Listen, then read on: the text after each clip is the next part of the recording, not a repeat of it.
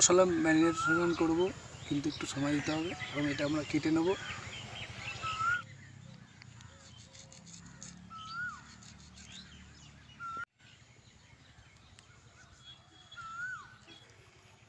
খুব তাড়াতাড়ি এতে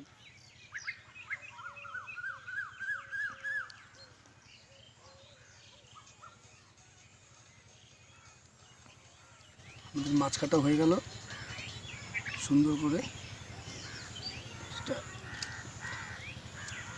কেটে নিলাম। এটাকে এখন আদা রসুন পেস্ট, এটা বেসন, আজওয়াইন আর তেজপাতা দিয়ে আমরা একটু তেলে এটাকে ভুনে নিয়েছি।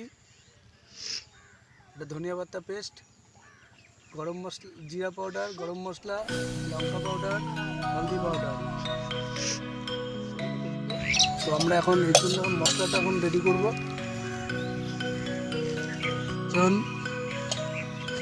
ভুনা বেসন, এটাকে আগে আমরা ভুনে নিয়েছি। লঙ্কা পেস্ট 1 চামচ।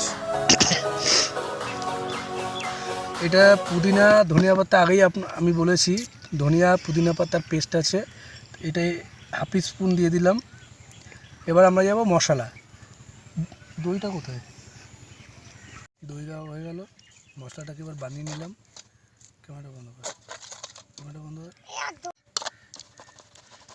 আমাদের মশলা হয়ে গেল। তন্দুরি মশলাটা লাগিয়ে দিলাম, সুন্দর করে লাগিয়ে দিলাম।